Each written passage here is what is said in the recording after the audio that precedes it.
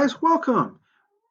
It is May 1st. It is the start of a new unit here on this Friday, and today's objective is to be able to identify and describe an acid and a base. And that's where we're going to be headed. No more gas laws, and thank you for all of your hard work with gas laws. Acids and bases, let's jump into it. Characteristics of acids and what they are. An acid, and I'm just going to draw something up here. An acid generically is H always starting with the hydrogen. Acids will always start with a hydrogen, and they have a pH below 7. Acids are substances that will neutralize a base, so they'll create a neutralization type of reaction. We've heard that word before, trying to bring the pH up. Electrolytes. Acids are electrolytes. Remember what that term means. It means to be able to conduct electricity in water. Matter of fact, that's what's in the battery in your car is battery acid, sulfuric acid. It is an electrolyte. They have a sour or tart taste. Thinking about things like vinegar, a very, very sour taste. A lot of different foods will have an acidic taste. Acids are also corrosive, and they will create or cause metals to react. And that I think we've all seen something corrode, and that from the effect of an acid being exposed to it. So these are our characteristics of acids. And generically, I really want you to think of that acid as HX, hydrogen on the front. Okay. These strong acids, I'm going to give you a list of strong acids. What makes them strong is that they decompose entirely. So let's take a look at the first one, hydrochloric acid. That means that in water, HCl is going to decompose to become hydrogen ions and chloride ions 100% in water. And that's what makes an acid strong. Strong acids will ionize in water 100%. Hydrobromic acid and hydroiodic acid are other strong acids. There's 3 more. Sulfuric, which we've used in class. Sulfuric acid always had a yellow cap, as you will remember. Nitric acid, which we probably did not use this year. And yes, we used as a reagent with a red cap. And lastly, perchloric acid. Never did use that. By the way, hydrochloric acid's cap is always blue. All right, so these are strong acids. Another example of an acid would be vinegar. Vinegar is HC2H3O2, and it's acetic acid. Only this first hydrogen here is going to be able to ionize and come off of it. Acetic acid is a weak acid, and that's why you can eat it in the form of vinegar, and it does not ionize 100%. So these are the strong acids. Bases. Characteristics of bases. First of all, they have a pH above 7. They may contain hydroxide. They don't always contain hydroxide, but many of them do. They will neutralize an acid, kind of like its opposite. They will have a bitter taste. Thinking about things like soap. If you ever got soap in your mouth, that is a base. Ugh.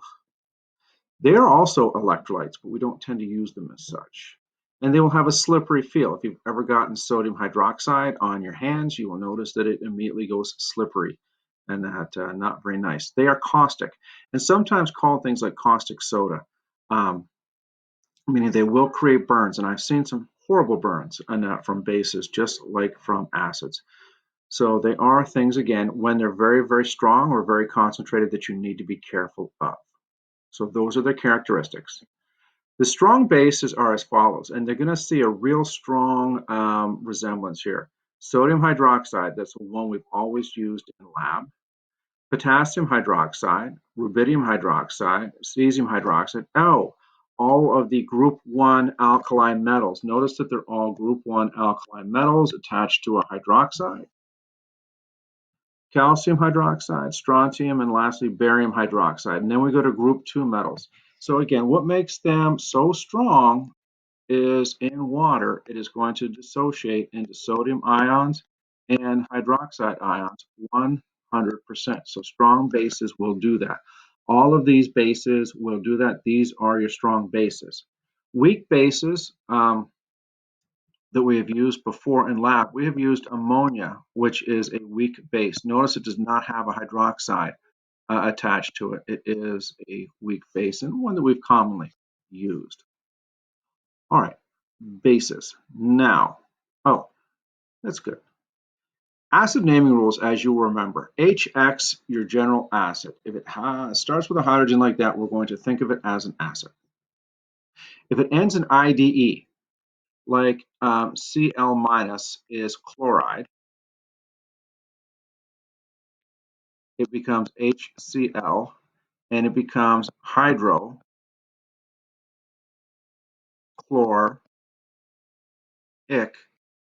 acid. We're always going to go with that hydro beginning and the ic ending when something is like that. And these were the binary rules, and I'm just reviewing them super quick here. If it ends in ITE, something like SO3 minus 2, which is sulfite, it would become H2SO3, and it would become sulfurous, OUS acid. Notice that your hydro acids, as you will remember, are always oxygen free. They never have oxygen.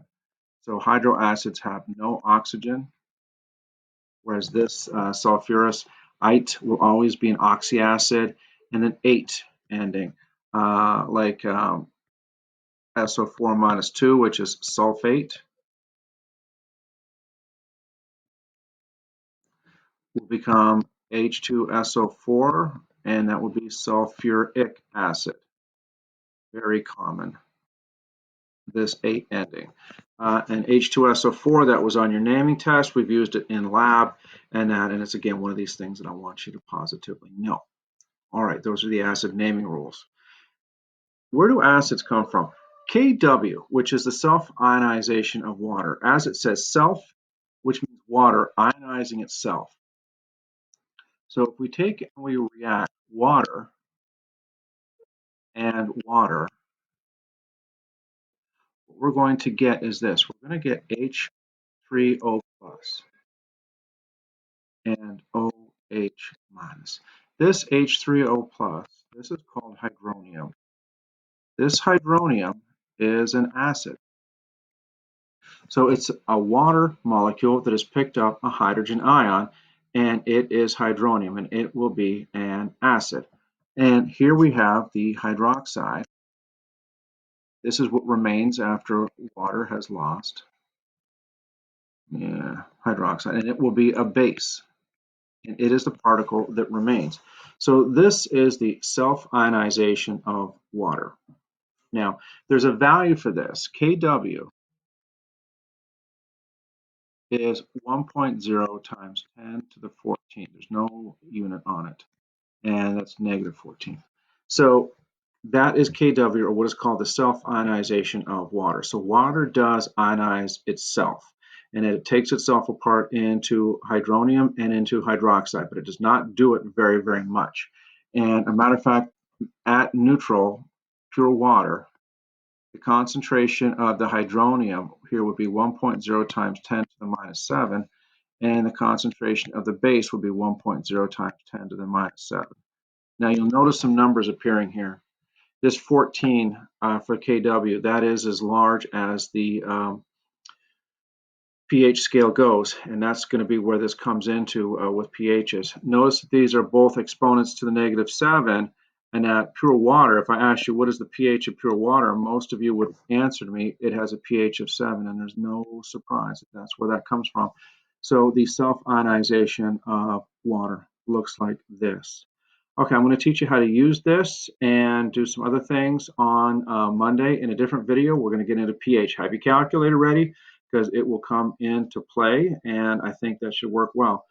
All right, that is it for today, and that as we get into just a little bit of an intro into acids and bases, there is a worksheet attached to this assignment, and that have a go at that, and I think you will find it kind of interesting here.